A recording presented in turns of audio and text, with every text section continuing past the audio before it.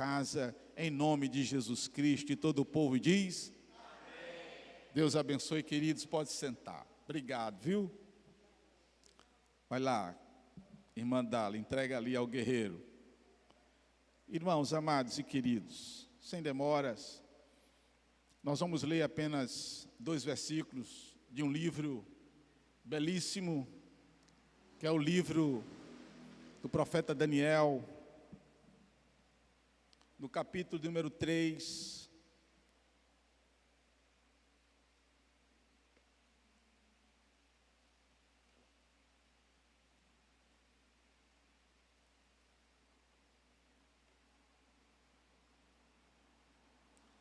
Daniel, capítulo 3.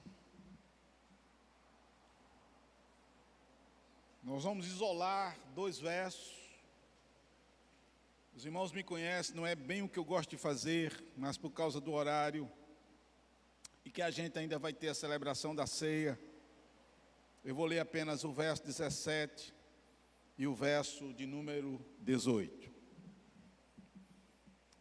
Se o nosso Deus, a quem servimos, quer livrar-nos, Ele nos livrará da fornalha de fogo ardente e das tuas mãos, ó rei. Rei aqui, Nabucodonosor. Quem fala é Sadraque, Mesaque e Abednego, amigos judeus de Daniel. 18.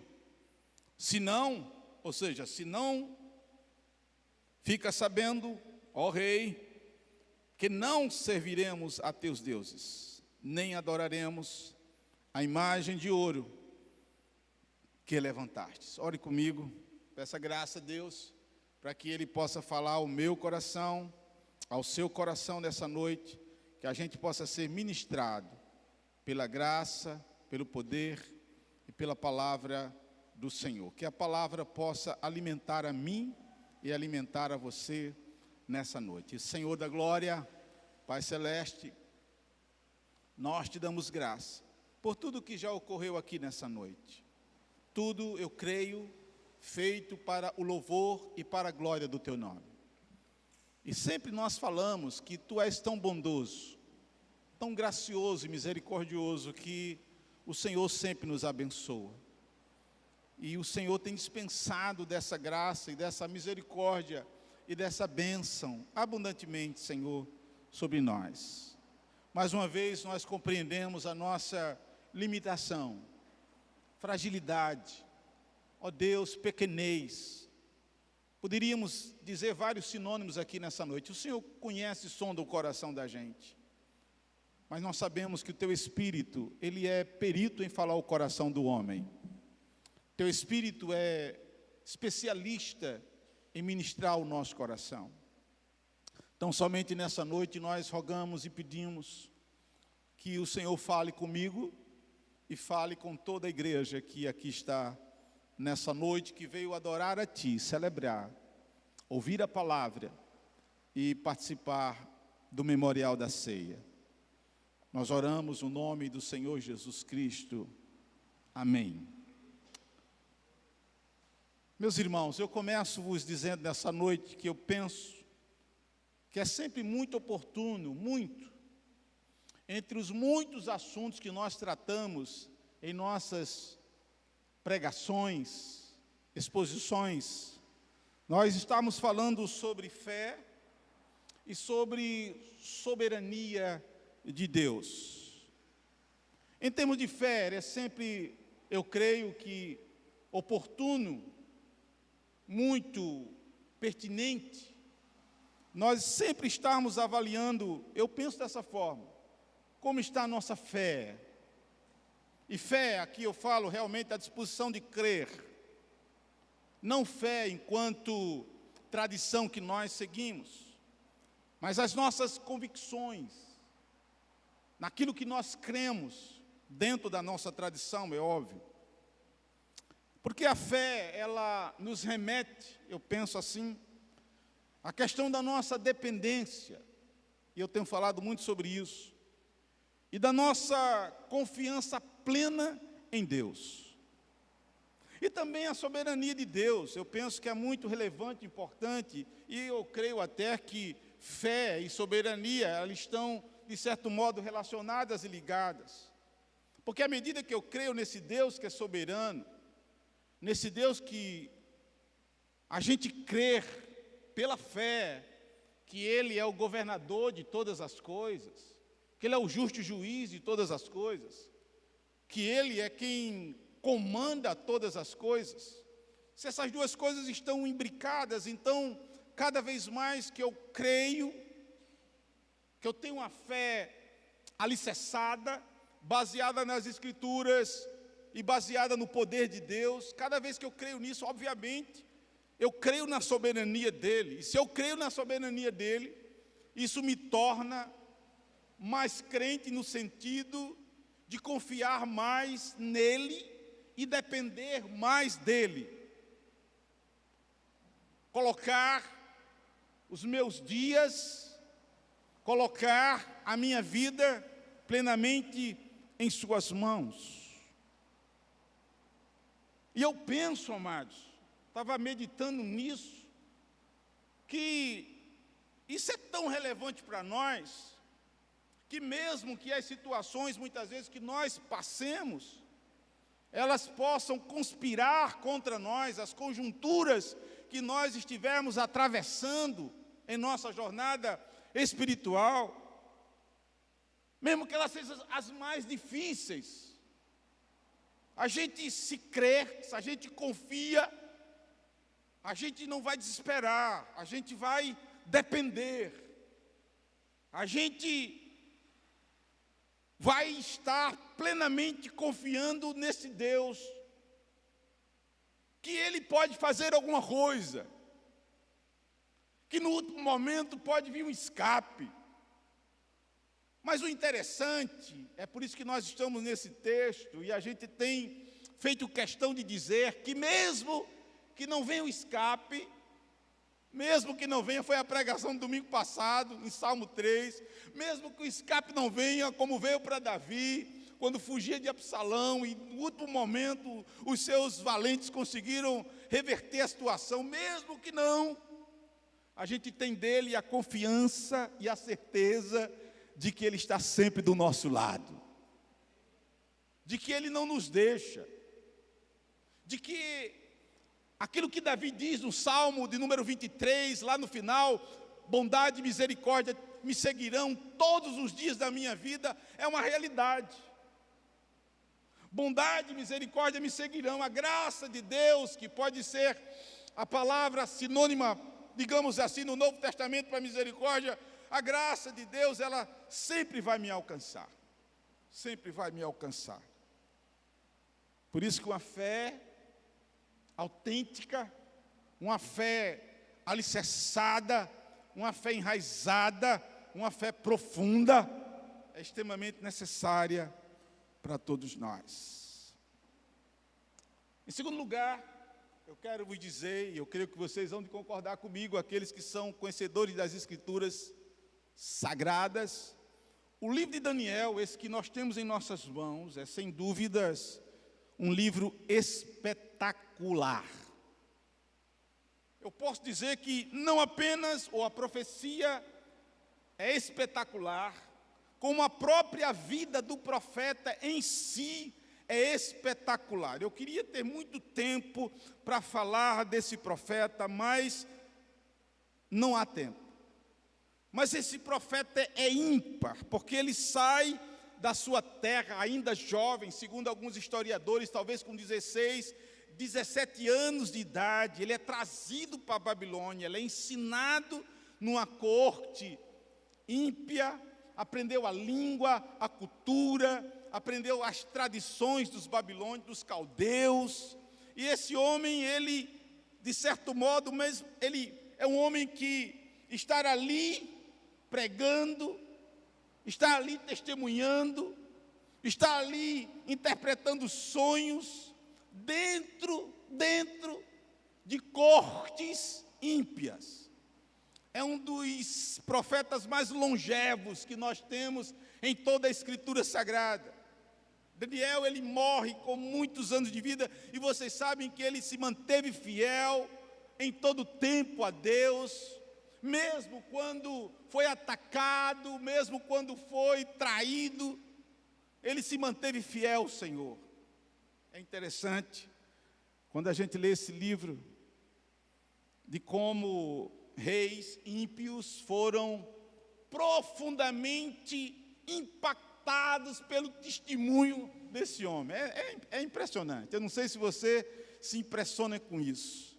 Então não é só a profecia de Daniel, que ela é extremamente oportuna, linda, mas a sua vida em si é uma vida testemunhal, é uma vida que serve de testemunho para mim e para você. E é interessante, amados, a profecia de Daniel, para aqueles que não sabem, ela tem muitos temas, mas um dos temas principais da profecia de Daniel, preste atenção, é soberania. Quem lê um pouquinho esse livro sabe de como ele vai falar desse Deus que é soberano. E eu selecionei apenas uma passagem do livro para demonstrar para vocês essa visão da soberania de Deus que Daniel tem. No capítulo 2, não precisa você abrir, verso 20 a 22, ele diz, olha só, seja bendito o nome de Deus, aleluia, de eternidade a eternidade, porque dele é a sabedoria e o poder. Olha só o que ele vai dizer agora, Nazasul, é ele quem muda o tempo e as estações. É ele quem remove reis e estabelece reis.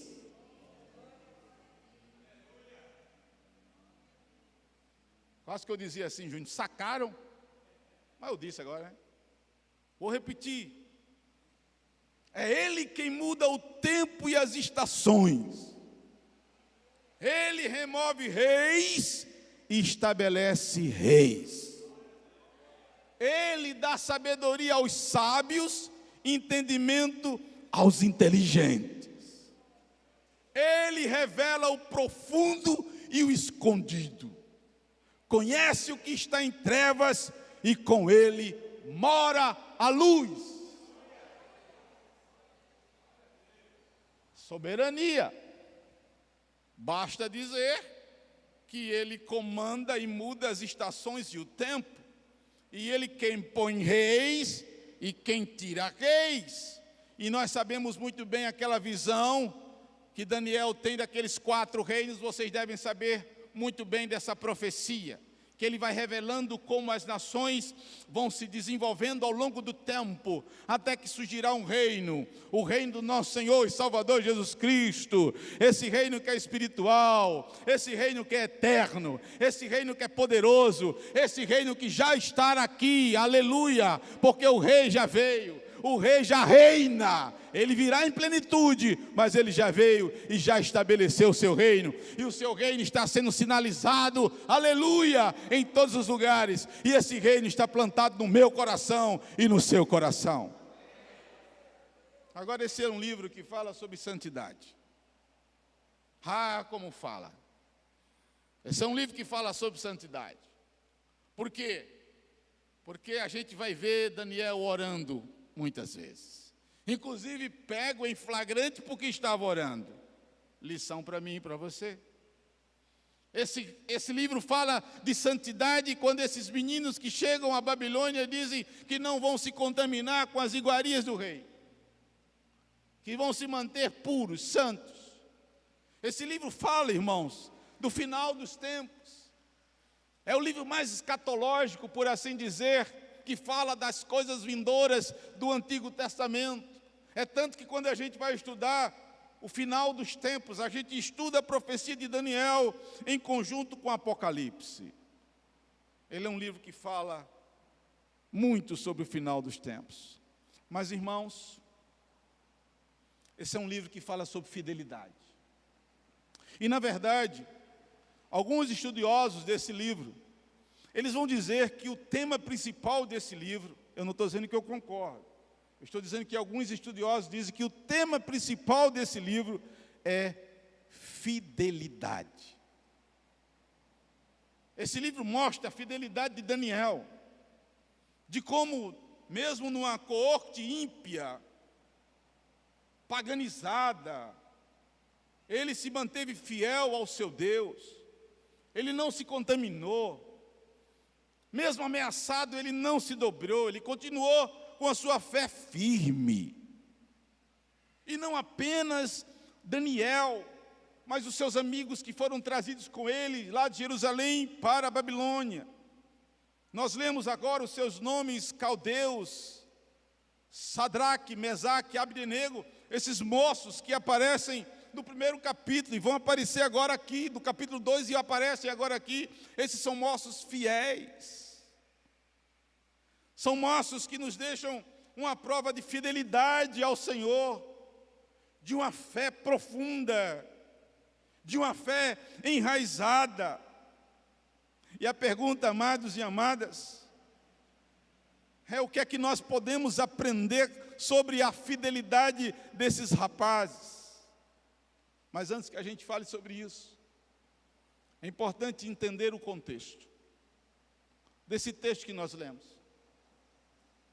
A Escritura Sagrada diz que Nabucodonosor, rei caldeu, babilônio, ele resolveu construir uma grande imagem. E quando uma banda tocava lá, todos os habitantes do seu reino tinham que se curvar diante dessa estátua. Havia, sim, nos bastidores do reino, uma galera do mal, que não iam muito bem com a cara desses judeus, nunca foram bem queridos, bem amados, porque eles se sobressaíam na sua capacidade intelectual. Lembrem que quando eles são colocados à prova no capítulo 1, a Bíblia diz que Deus deu sabedoria a esses 4 meninos mais de qualquer outro sábio que existia no reino. Eles eram fenomenais. Daniel, obviamente, se sobressaía a eles, inclusive, porque conseguia, com o auxílio divino, interpretar os sonhos. Obviamente que quando uma pessoa se sobressai assim, os outros que são seus pares começam a ter inveja, ciúme. E obviamente que esses moços eram o tempo todo perseguidos, observados. E o que acontece é que Sadraque, Mesaque e Abdenego, quando toca lá o toque da banda, eles não se curvam. E rapidamente esses camaradas, instigados pela inveja, pelo ciúme, chegam até o rei e confrontam o rei e dizem: olha, não foi assim que o senhor disse que se tocasse, todo mundo tinha que se ajoelhar. Foi, mas tem 3 rapazes aí que eles não estão fazendo isso. E esses moços que são sábios, notáveis, eles são chamados diante do rei, e porque havia uma punição, e a punição era que seria jogado na fornalha, ou seja, iriam queimar. E Nabucodonosor diz: olha, se vocês não se dobrarem perante mim, se vocês não se curvarem agora quando tocar perante a estátua, vocês vão ser jogados nessa fornalha. Aí é quando eles respondem isso. No verso 17, se o nosso Deus, a quem servimos, olha que coisa maravilhosa, nos quiser livrar, Ele vai nos livrar dessa fornalha. É poderoso para fazer isso.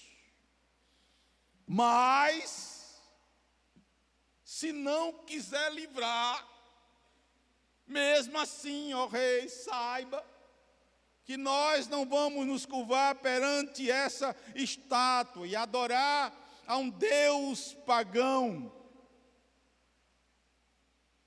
Mesmo se Ele não agir em nosso favor, nós vamos continuar sendo fiéis a Ele. Isso é que é fé. Isso é que é fé alicerçada. Uma das mais lindas pregações que eu vi, irmãos, eu não sou homem de guardar muitas pregações na minha cabeça, não, sinceramente. Como alguns crentes guardam, né, desses grandes ícones que estão aí nas mídias agora. Alguns irmãos ficam citando. Eu só lembro assim de algumas pregações que eu ouvi, algumas marcaram minha vida. Eu confesso aos irmãos, e uma das que marcaram a minha vida foi uma pregação de um pastor batista, lá da primeira igreja batista de Niterói. Ele já está com o Senhor, chamado Nilson do Amaral Fanini. E olha que eu nem escutei essa pregação ao vivo. Eu escutei ela numa fita cassete, num congresso de juventude que ele pregou, eu acho que lá em Brasília, muitos anos atrás, eu acho que na década de 70 ou 80, e ele pregou sobre Sadraque, Mesaque e Abdenego, sobre a fé desses meninos, sobre a santidade desses meninos, sobre a capacidade desses meninos. E eu nunca esqueço de uma frase, quando ele diz que a fé desses meninos é provada, como a fé deles aqui é provada, e a fé de Daniel é provada depois, vocês sabem disso, quando ele é pego orando, e ele é entregue ao rei, e é jogado numa cova de leões. E aí, Nilson do Amaral Fanini disse uma coisa, irmãos, eu não esqueço.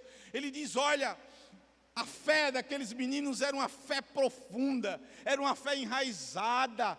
Aqueles meninos não criam no seu Deus apenas na epiderme, na pele, não era algo superficial. Aqueles meninos criam no seu Deus lá dentro do coração, aleluia, porque lá na Caldeia, eles estavam longe dos seus pais, não tinham papai para dizer aqui, acolá. Eles não estavam perante as suas autoridades rabínicas, o rabino para dizer, olha, é aqui, é ali, é lá, acolá, ou o sacerdote para dizer, vai por aqui, vai por lá, vamos te consagrar. Não tinha ninguém para olhá-los, para dizer o caminho é esse, o caminho é aquele. Mas aqueles meninos, diz no capítulo 1, eles determinaram no seu coração a não se contaminar. Isso é uma decisão minha e sua, com a ajuda da graça de Deus. Não é botando regrinha, não é botando regrinha. Eu não estou dizendo com isso, querido, que o papai e a mamãe não devem disciplinar. Discipline, chame seu filho, converse com ele. É assim que eu fiz com minhas filhas, chame para conversar. Quando tiver de disciplinar, discipline.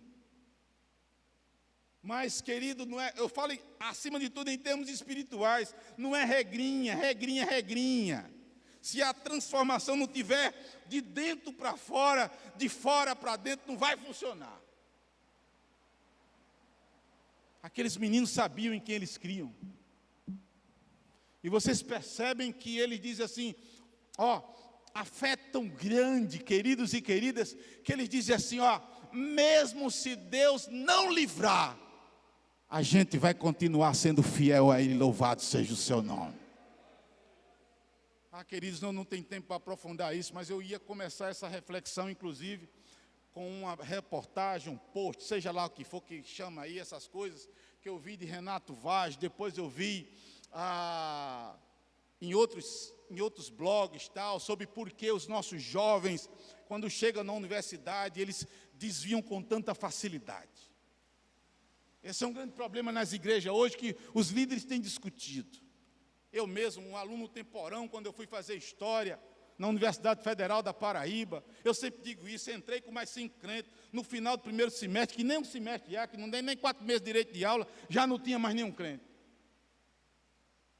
E o interessante que eu fui vendo depois que os crentes que entrando, eu era mais velho, já era pastor, e aí me tornava assim, aquele cara, é o pastor, de como a galera perdia a fé com facilidade. No meu tempo, diferentemente de hoje talvez, não havia tanta ideologia, existia sim, esses lances ideológicos muito fortes, cientificismo muito forte. Mas o que eu percebi, os meus amigos caírem rapidamente, eles caíam mais na libertinagem do que na questão científica. Claro que alguns deixavam de ser crentes e se tornavam agnósticos no primeiro semestre. Estudar uma ciência humana não é uma coisa fácil. E às vezes nós ficamos pensando por quê?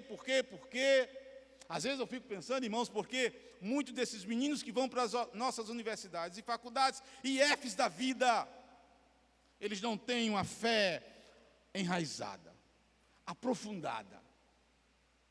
E eu queria falar um pouco da fé desses meninos, se vocês me permitem, com muita rapidez, mostrando pelo menos 4 características que eu acho fantásticas. Em primeiro lugar,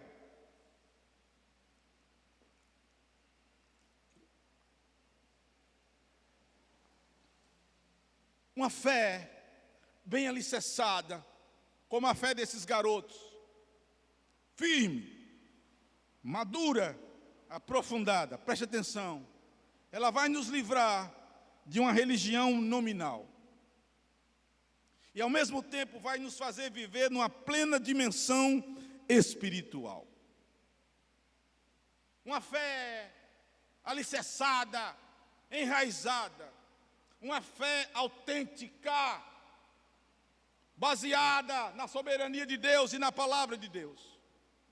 Com certeza, queridos e queridas, ela vai nos livrar de uma religião nominal.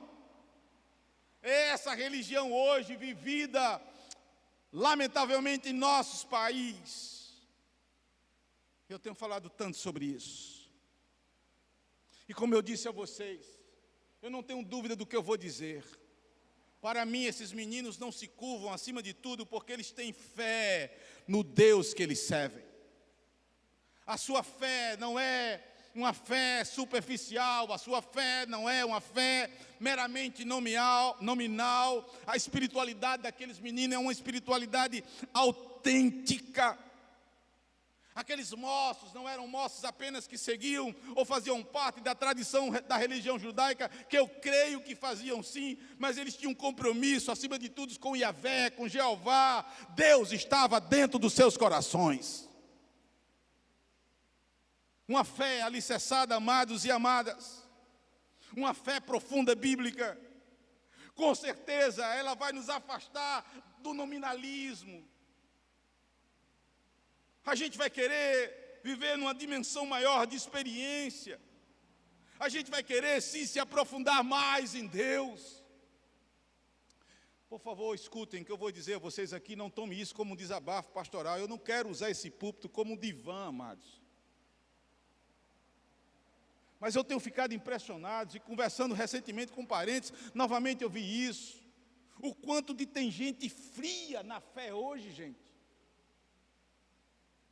Não são poucas as pessoas que eu tenho conversado como pastor e as pessoas estão dizendo: a pandemia esfriou a minha fé, a pandemia me deixou em casa e agora eu não quero mais sair de dentro de casa, eu quero ficar somente em casa e tal, e tal, e tal, e tal. Então hoje, queridos e queridas, a gente está vivendo esse momento, é um momento de frieza,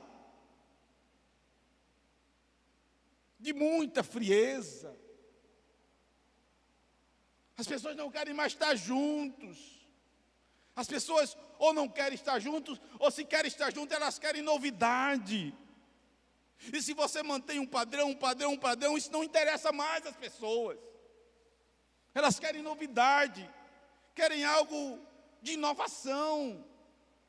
Esse é o momento cultural que nós estamos vivendo, lamentavelmente. E Deus não nos chama para isso. Deus nos chama para uma fé relacional, uma fé de jornada, uma fé de caminhada, não é uma fé de cumprir tabela. Eu tenho dito isso aqui domingo após domingo, não é simplesmente vir aqui, dar o dízimo, não, amados, é relacionamento com Deus. Esses meninos tinham Deus no seu coração. Eu passei aqui 6 domingos de manhã pregando sobre o Espírito Santo. A maioria de vocês não vem de manhã, mas os irmãos que vieram entenderam que nós precisamos do Espírito Santo de Deus em nossa vida. Sem Ele nós estamos acabados.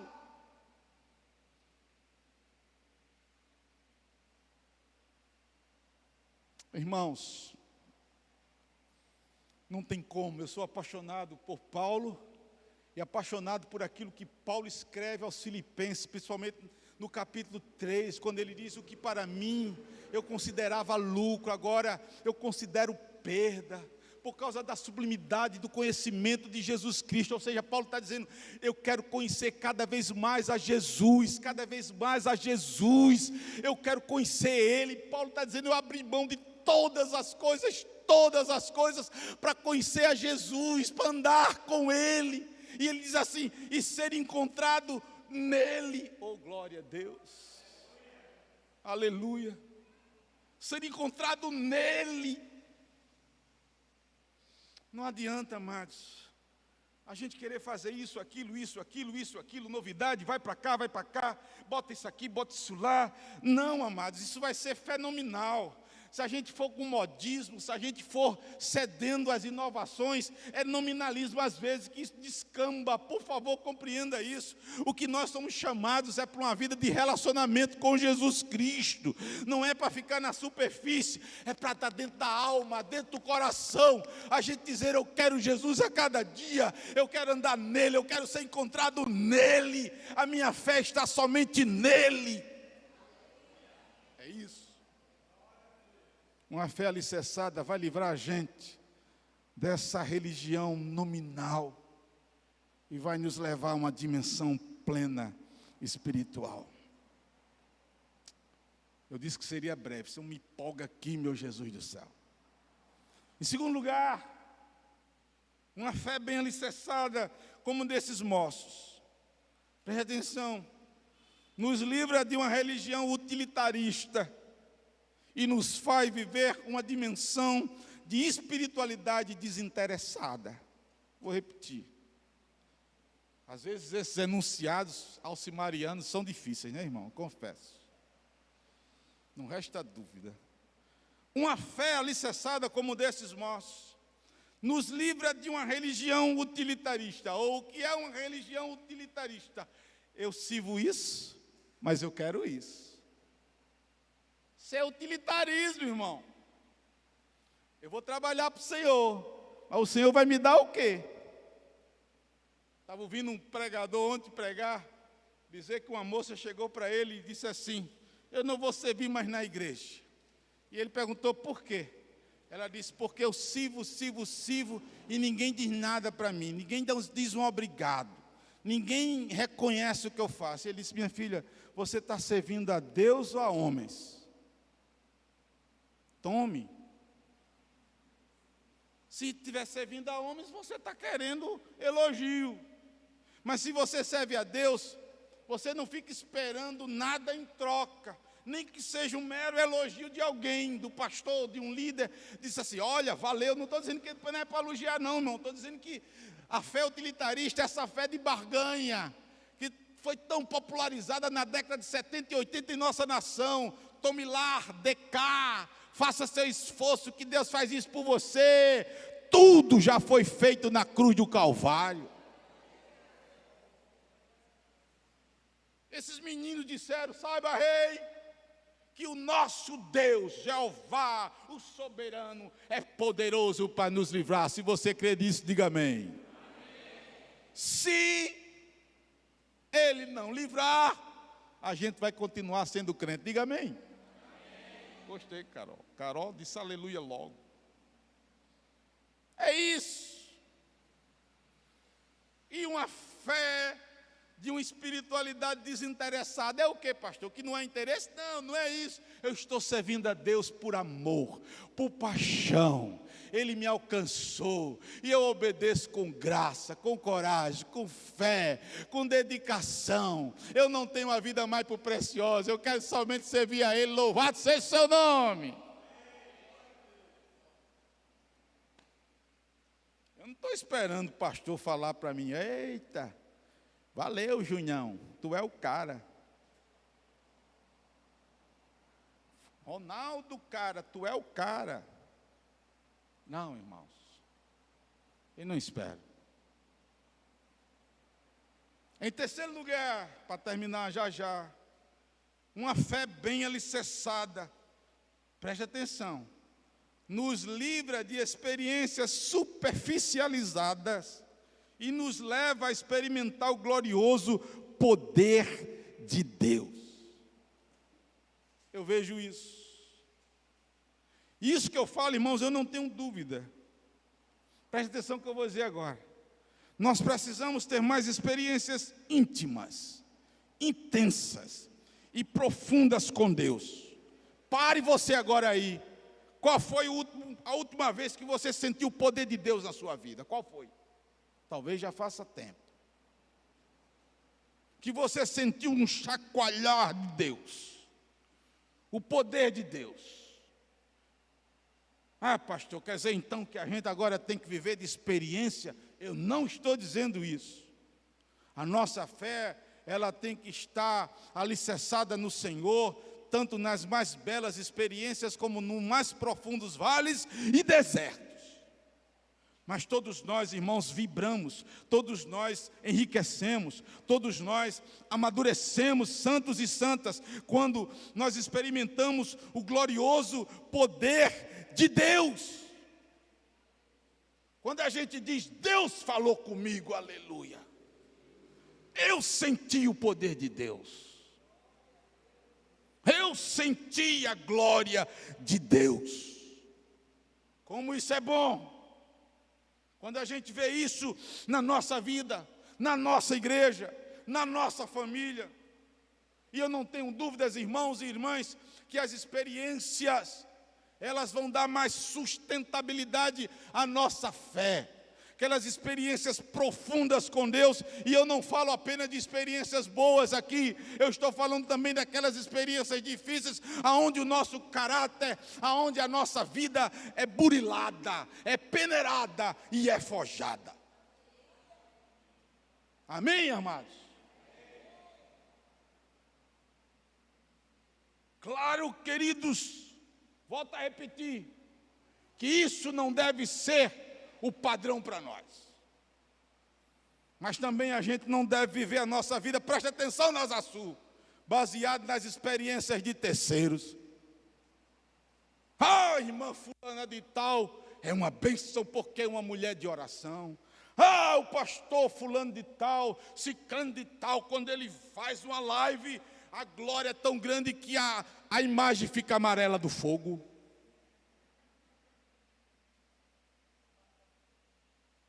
Tem gente até falando em língua, bota aquele foguinho. Não estou ridicularizando, mas eu participei de uma vigília, os meninos pentecostais lá de Campina Grande me chamaram para uma vigília, eu entrei, e quando começou a labareda, aí começaram a falar em língua com imagem. Emoji é que chama? Com os emojidinhos. Eu disse, que é isso aí, estão falando em língua. Irmãos, não baseie a sua experiência em outras pessoas. Deus está disponível para mim e para você, querido. Às vezes a frieza, às vezes não. A frieza que nós passamos nunca é culpa de Deus. Nunca é. Sempre é nossa. Se afasta. Eu já fui assim. Agora não. Lembra do passado. Lembra de onde tu caiu. Lembra de onde tu ficou. Talvez tu não caiu, mas tu esfriou. Lembra. Lembra daquela exortação para a igreja? Vocês deixaram o primeiro amor. Vocês esfriaram. Aquele coração aquecido desaqueceu. Aquela vibração que você tinha ali no louvor, parece que foi embora. Lembra? Você vai lembrar e dizer assim, é possível? Esse Deus estar aqui hoje à noite, louvado seja o seu nome. De onde é que você vê isso, pastor? Sabe de onde é que eu vejo, irmãos? Que a fé e a fidelidade daqueles moços levou aqueles moços a uma experiência de uma dimensão espiritual sem precedentes. Biblicamente falando, eu acho que é a maior teofania que nós temos no Antigo Testamento, ou seja, a aparição de Deus. Deus apareceu para Abraão, Deus apareceu para Josué, e Deus aparece aqui. Porque o rei estava tão indignado, estava tão revoltado, que disse, acendam essa fornalha 7 vezes mais. Diz que os camaradas que foram jogar os 3 bois lá dentro, o fogo era tão intenso que consumiu os guardas. Aí o rei diz, vai olhar se já queimaram. Aí um cara vai olhar, eu creio que de longe. Tem um amigo meu pregando na década de 90, num retiro de João Pessoa, ele disse assim, então o guarda olhou pelo vidro. Eu digo, olhou pelo vidro? Onde é que ele botou um vidro aí? Ele olhou e disse, rei, sim, não foram 3 jogados aqui? Sim. mas tem 4. E o quarto é semelhante aos filhos de Deus. O cara não soube interpretar direito o que estava vendo. É semelhante a um Deus, aos filhos dos deuses. Era uma teofania, era o Deus poderoso andando com os meninos. Aleluia! Irmãos, nós precisamos dessas experiências com Deus. Aleluia! Ore com fé. Ore hoje. Saia daqui dizendo: Deus, eu quero experimentar aquilo que eu já experimentei no passado.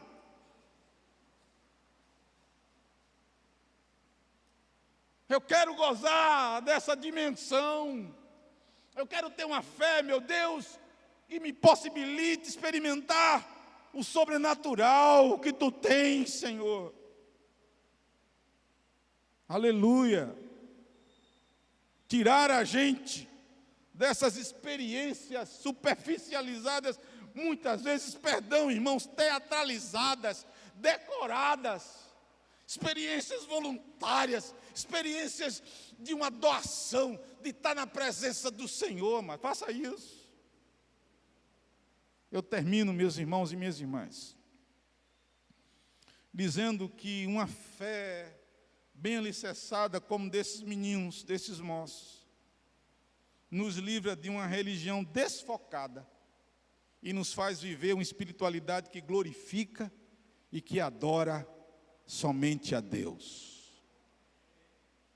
Quando a gente tem uma fé alicerçada como a fé desses moços, a gente deixa de viver essa religião sem foco.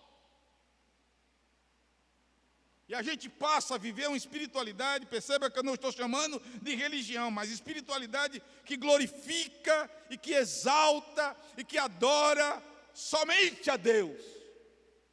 Somente a Deus. O texto que nós temos em nossas mãos nos deixa claro que aqueles moços jamais adorariam qualquer outro Deus. Aleluia. Mesmo sob o risco de perder a própria vida. Uma fé bem alicerçada, está focada e direcionada somente para Deus. Somente para Deus. Não há espaço para outros deuses em nosso coração. Não há espaço para passatempos, para trivialidades, banalidades em nosso coração. Eu quero chamar a sua atenção para o verso 28 e verso 30 dessa passagem. Do verso 28 ao verso 30, eu vou pedir inclusive que você leia comigo. Versos 28 a 30, leia comigo o que é que diz. Falou, acharam ou não? Amém, amém? 28 em diante, vamos lá. Falou Nabucodonosor e disse, o que é que ele disse? Bendito seja o Deus de Sadraque, Mesaque e Abednego, que enviou o seu anjo e livrou os seus servos, que confiaram nele, pois não quiseram cumprir a palavra do rei, ô glória, preferindo entregar o seu corpo a servirem e a adorarem a qualquer outro Deus, senão ao seu Deus. Vamos lá, 29. Portanto, faço um decreto, pelo qual todo povo, nação e língua que disser blasfêmia contra o Deus de quem? Sadraque, Mesaque e Abednego, seja, e as suas casas sejam feitas em, por quê? Oh, glória a Deus! Então o rei fez prosperar a Sadraque, Mesaque e Abednego na província da Babilônia. Vocês viram como terminou essa história? Glorificando a Deus. E Deus quer ser glorificado através da minha vida e da tua vida. Que Ele possa dar uma fé alicerçada a mim e a você, meu irmão e minha irmã.